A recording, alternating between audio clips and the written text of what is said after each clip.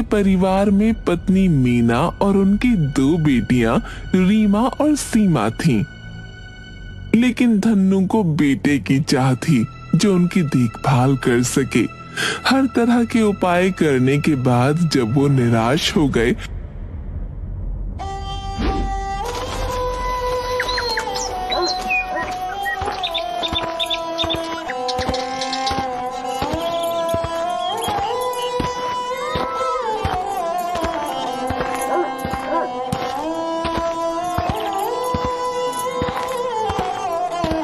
साधु ने उन्हें सलाह दी। देखो बेटा, तुम्हारी कुंडली में पूर्व जन्म का दोष है, लेकिन यदि तुम जंगल में रहकर जीव जंतुओं की सेवा करो तो बेटा जरूर प्राप्त होगा।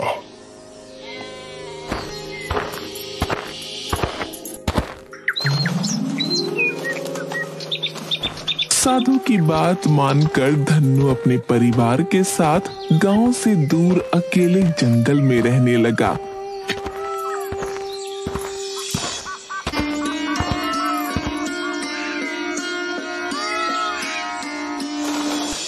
एक दिन धन्नू अपनी पत्नी से बोला, अजी सुनती हो, जंगल में माता कपालिका का मंदिर है। सुना है बड़ी जागृत देवी है। आज से मंदिर में रोज पूजा आरती करेंगे। शायद माता के आशीर्वाद से तुम्हारी गोद भर जाए।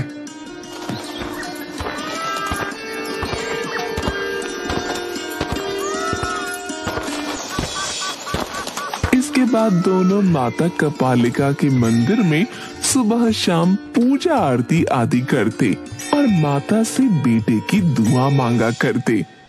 पर कई बरस बीत जाने के बाद भी उन्हें पुत्र की प्राप्ति नहीं हुई।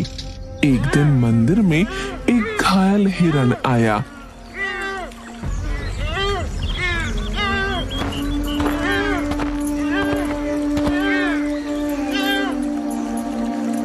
तुम दोनों ने मेरी बहुत सेवा की। जीवों की सेवा और माँ की पूजा ही मेरा धर्म है। जीव सेवा और माँ सेवा से माँ बहुत खुश है। मैं माँ का दूत हूँ। मधुबनी में माँ का त्योहार मनाया जा रहा है। बहुत बड़ा मेला लगा हुआ है और उस मेले में दूर दूर से ज्ञानी, विज्ञानी, जोकर, जादूगर और भविष्य वक्ता आदि आए हुए हैं। अरे भैया, हम वहां जाकर क्या करेंगे? वैसे भी अब जिंदगी में क्या रखा है? बेटियों की शादी हो जाएगी, हमें मेलों में जाने का कोई चाव नहीं है। अरे बेटी, क्यों हिम्मत हारती हो? मेले में आने वाले जादूगर और भविष्य वक्ता मनोरंजन के साथ ही साथ लोगों की समस्या का समाधान भी कर रहे हैं। मुझे पूरा विश्वास है, तुम जाकर अपनी समस्या बताओ तो तुम्हें उसका समाधान जरूर मिलेगा। अरे मीना, इतने उपाय तो कर चुके, अब जब इसके बारे में पता चला है तो मेले में जाकर आए हुए ज्ञानियों से भी मिल लेते हैं। शायद वही हमें बताएं कि हमें पुत्र रत्न की प्राप्ति कब होगी। पति की बात सुनकर अगले दिन सुबह वे सभी मेले में भाग लेने के लिए गांव की तरफ चल पड़े।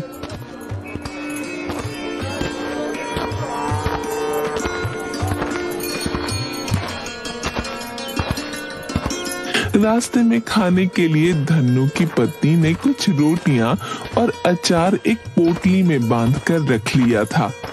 कुछ घंटों के बाद ही उन्हें भूख लगने लगी। माँ, बहुत जोर से भूख लगी है। हाँ पिताजी, इस घने पीपल के पेड़ के नीचे बैठकर क्यों ना आराम भी कर ले और खाना भी खा ले। वो सब घने पीपल के पेड़ के नीचे बैठकर खाना खाने लगे। खाने की पोटली खोलते समय धन्नू की पत्नी ने कहा, हम सब तो एक एक खाएंगे, पर छोटी बेटी को जब भूख लगती है वो कुछ नहीं छोड़ती, सभी खा जाती है। ये सुनकर सब जोर जोर से हंसने लगे। पीपल के उस बड़े पेड़ के नीचे जहां बैठकर वो खाना खा रहे थे, परी रानी के दिए शाप के कारण वहां कुछ परियां रहा करती थीं। उन्होंने सोचा, शायद इन लोगों को हमारे बारे में पता चल गया है और हम ही को खाने के बारे में ये लोग बात कर रहे हैं। वो सब बहुत डर गईं और एक परी चिड़िया के रूप में सामने आकर बोली, क्यों खाना चाहते हो? हम भूखे हैं। भूख लगी है तो खाना ही पड़ेगा। तो क्या सब खा जाओगी? हाँ, मैं तो सब खाऊंगी। फिर तुम सब तो एक एक खाओगे, पर तुम्हारी बेटी तो सब खा जाएगी। हम सब बहुत भयभीत हैं। गरीब धन्नु के परिवार को कुछ समझ नहीं आया कि चिड़िया क्या बोल रही है। आखिर तुम्हारी परेशानी क्या है? हमें जल्दी खाकर गांव की तरफ जाना है और जादूगर से मिलना है। रात होने वाली है, अब हम रुक नहीं सकते। हाँ, अब हम खाना शुरू करेंगे, अब हम नहीं रुक सकते। हम 4 परियों को हमारे पाप की सजा मिल चुकी है, इसलिए हम इस पेड़ पर रहते हैं। अगर तुम कुछ भी ना खाओ तो मैं तुम्हें एक जादुई गलीचा दे सकती हूँ। वो तुम्हें जहाँ चाहे ले जाएगा, पर तुम लोग खाओगे तो नहीं। धन्नु को कुछ समझ में नहीं आया कि परियां ये सब क्यों कह रही हैं। फिर भी उसने परियों से कहा, ठीक है, तुम वो जादुई गलीचा हमें दे दो, हम नहीं खाएंगे। परियां अपने असली रूप में आईं और सुनहरे रंग का खूबसूरत गलीचा परिवार को दे दिया और गायब हो गईं। सबने चुपचाप गलीचे पर बैठकर खाना खाया और गलीचा लेकर चल दिए मधुबनी की ओर। पिताजी, गलीचा होते हुए भी भला हम पैदल क्यों जा रहे हैं? पता नहीं ये गलीचा सच्चा है या झूठा है। पिताजी, क्यों ना इस गलीचे की परीक्षा की जाए? और सब गलीचे पर बैठ गए और उन्होंने गलीचे से कहा, गलीचे, हमें मधुबनी गांव पहुंचा दो। ये कहने की देर थी कि गलीचा उड़ चला।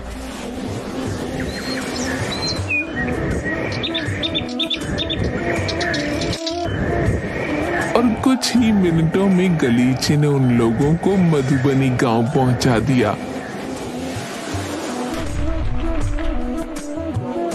इतनी जल्दी मधुबनी पहुंचकर भी सब बहुत खुश हुए और उन्हें ये भी विश्वास हो गया कि गलीचा सचमुच ही जादुई है। अजी देखिए तो, गांव में तरह तरह के लोग अपनी अपनी कलाएं दिखा रहे हैं। राज नर्तकी भी आई हुई है। अरे भाग्यवान, हमें इन सब से क्या काम? हमें तो पुत्र रत्न चाहिए। तरह तरह की रंग बिरंगी रोशनी, झूले और विभिन्न प्रकार के लोगों की दुकानें देखते देखते सबसे आखिर में उन्हें जादूगर सोनकर की डरावनी झोपड़ी दिखी। ये काले रंग की थी, जिस पर तरह तरह के रंग बिरंगे नाग बने हुए थे और छोटे छोटे दिए इसके आसपास जल रहे थे। झोपड़ी दिखने में बहुत ही डरावनी लग रही थी। डरो नहीं, यही जादूगर सोनकर है। यही हमारी समस्याओं का समाधान करेगा। हिम्मत से काम लो, झोपड़ी के अंदर चलो। जादूगर सोनकर झोपड़ी के अंदर जानवरों की हड्डियों के साथ हवन कर रहा था। उसके माथे पर लाल रंग का एक बड़ा टीका था और बदन पर लाल रंग की धोती, गले में हड्डियों की माला। बोलो धन्नु, क्या चाहते हो? अपना नाम सुनकर धन्नु हैरान हो गया और बोला, आपकी जय हो महाराज। आप भला मेरा नाम कैसे जानते हैं? अब तो मुझे पूरा विश्वास हो गया है कि आप सर्वज्ञाता हैं। आपको तो मेरी समस्या का भी पता ही होगा। दया करके मुझे समाधान दीजिए। अगर तुम मुझे अपनी दोनों बेटियों में से एक बेटी दे दो तो मैं तुम्हें पुत्र होने का वरदान दे दूंगा। धन्नु ये सुनकर बहुत सोच में पड़ गया, क्योंकि वो अपनी दोनों बेटियों को बहुत प्यार करता था। लेकिन उसकी बेटियां ये सब सुन रही थीं और उन्हें पता था कि उनके माता पिता बेटे की चाह में बहुत परेशान हैं। महाराज, मैं आपकी सेवा में आने को तैयार हूँ। नहीं महाराज, रीमा दीदी को माँ बाप की रक्षा के लिए माँ बाप के पास रहना जरूरी है। मैं आपके पास आने को तैयार हूँ। आप पिताजी को पुत्र का वरदान दीजिए। अपनी बेटियों की बात सुनकर धन्नु को ये समझ में आ गया कि उसकी बेटियां भी बेटों के समान ही उसकी रक्षा करने के लिए तत्पर हैं, और उसने बेटा पाने का विचार त्याग दिया। महाराज, आप महान हैं, बहुत दयालु हैं, किंतु मैं पिता हूँ और मैं अपनी बेटियों के बदले बेटे का वरदान नहीं लेना चाहता। मैं अपनी बेटियों के साथ ही खुश हूँ। पर जादूगर सोनकर एक बहुत ही खतरनाक व्यक्ति था। उसने कहा, तुम्हें बेटा चाहिए या नहीं, किंतु तुम्हें अब अपनी बेटियों का दान करके ही जाना होगा। ठीक है महाराज, मैं आपको सिर्फ अपनी बेटियां ही नहीं बल्कि अपने पूरे परिवार का दान करता हूँ और ताउम्र आपकी सेवा करूंगा।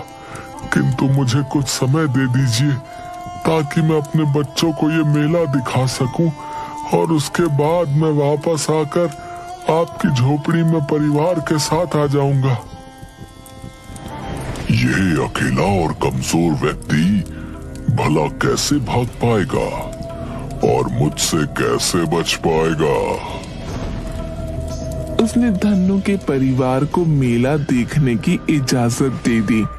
सोनकर की झोपड़ी से बाहर आते ही परिवार ने कुछ दूर जाकर तुरंत जादुई गलीचा निकाला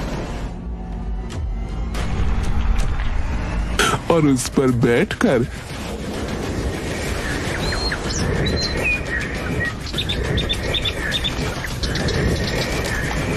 सीधे परियों के पास पहुंचे और उन्होंने परियों को अपने साथ हुई पूरी घटना बताई। परियों से प्रार्थना की, परियों, अगर आप हमें उस जादूगर से बचा पाए तो। परियों ने धन्नु को एक जादुई फल दिया और बोली, जाओ, जादूगर बहुत शक्तिशाली है, तुम्हें उसके पास तो जाना ही पड़ेगा। पर ये फल अगर तुमने जादूगर को खिला दिया तो जादूगर अपना पूरा जादू भूल जाएगा और ये भी भूल जाएगा कि वो तुमको जानता है। तुम इस जादुई गलीचे पर बैठकर वापस अपने घर चले जाना और ये गलीचा हमेशा अपने पास रखना। अगले दिन सुबह ही धन्नु जादुई फल अपने हाथों में ले गलीचे पर बैठकर मधुबनी गांव पहुंचा।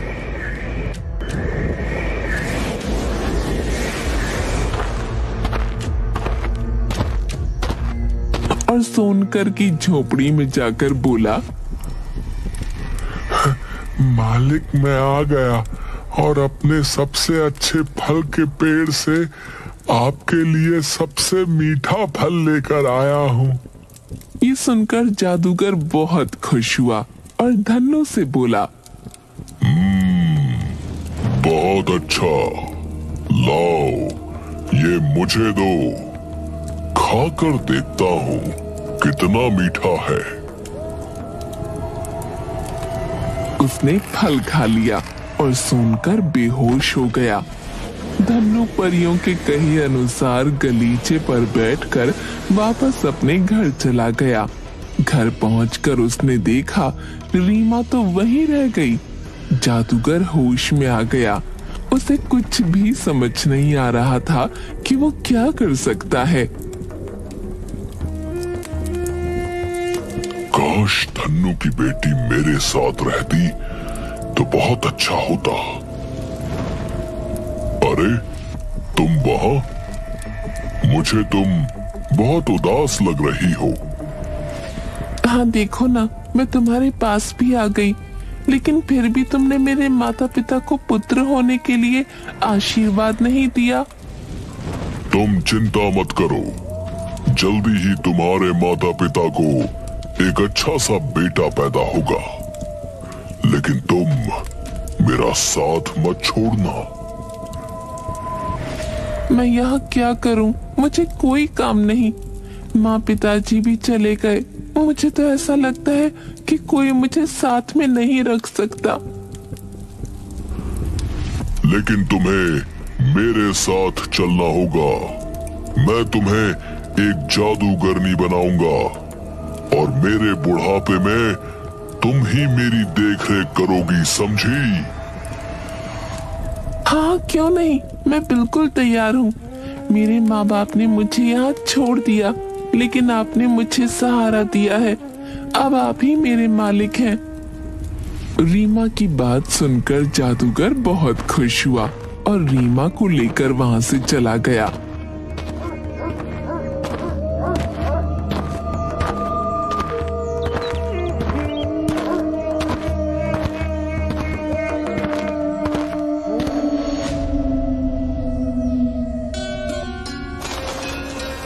रीमा को बहुत ढूंढने के बाद भी वो जब नहीं मिली,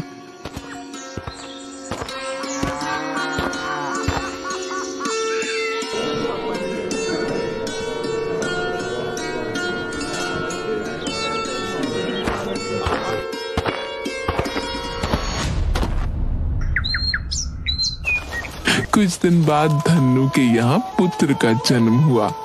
लेकिन रीमा के गम में धन्नु और उसकी पत्नी ने दम तोड़ दिया।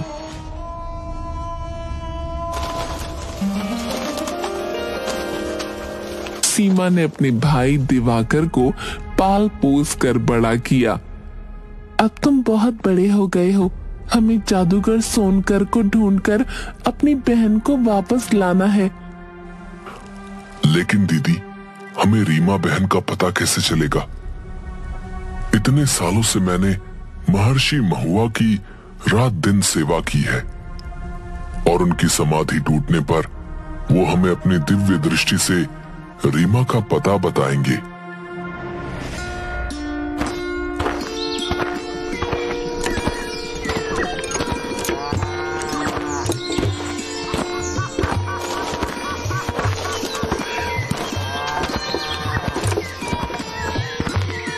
कुछ दिनों बाद महर्षि महुआ कर की तपस्या टूटी और वो सीमा की सेवा से खुश होकर कहते हैं,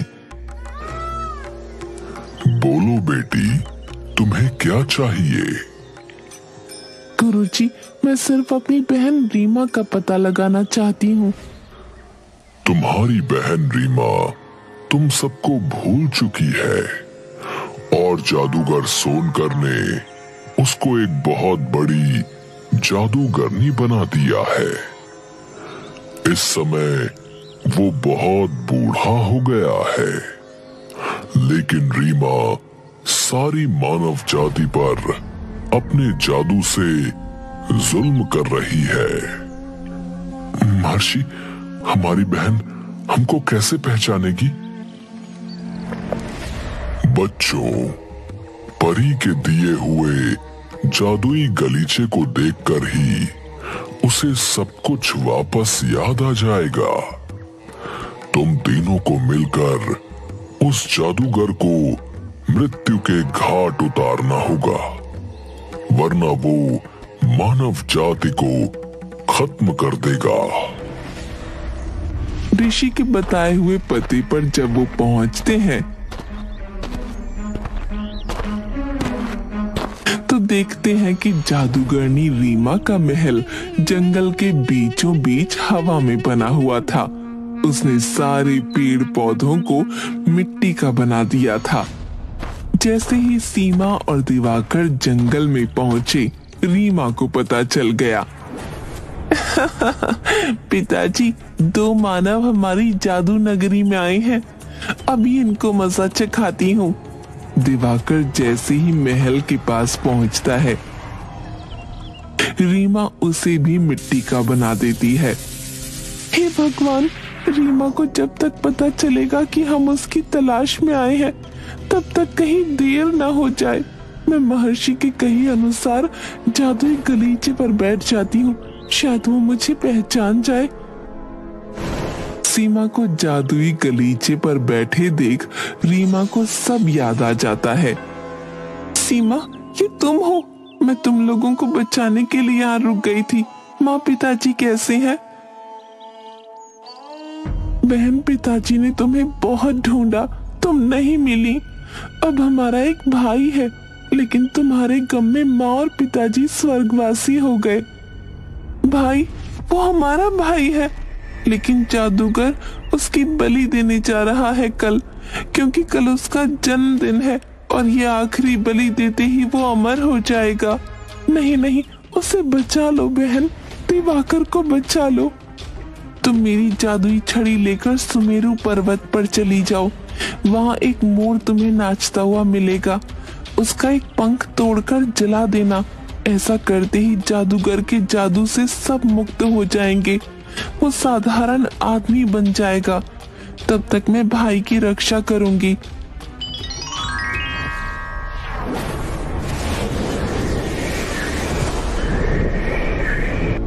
सीमा छड़ी लेकर उड़ती हुई पर्वत पर पहुंचती है। उसे नाचता हुआ मोर दिखता है।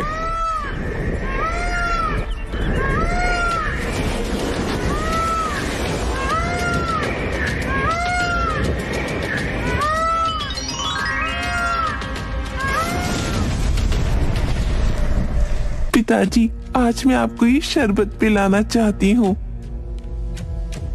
पहले बलि चढ़ा के मानव का खून पीऊंगा, फिर शरबत।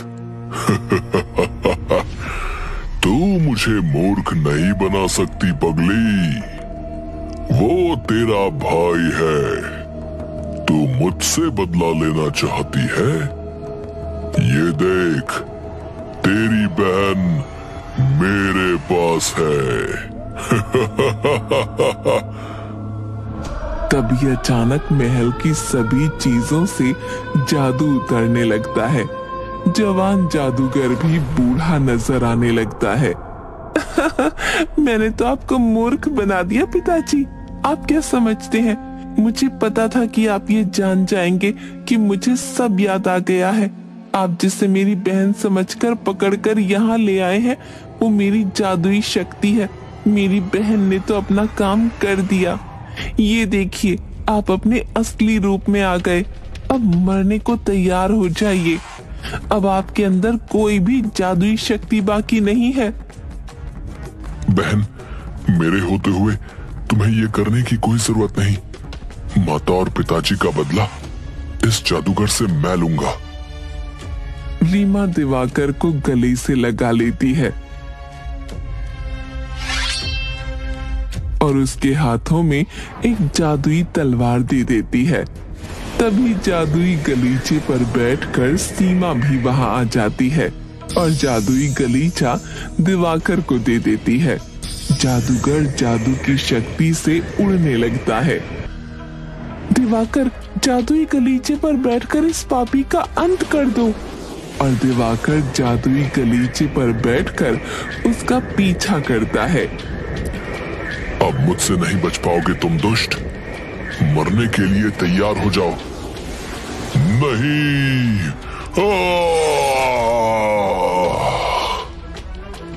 और अंत में जादुई तलवार से उसका सर काट देता है। जादूगर का अंत होते ही सभी मुक्त हो जाते हैं। रीमा, सीमा अपने भाई दिवाकर के साथ खुशी खुशी अपना जीवन बिताने लगते हैं और जादुई गलीचे को हमेशा अपने साथ रखते हैं।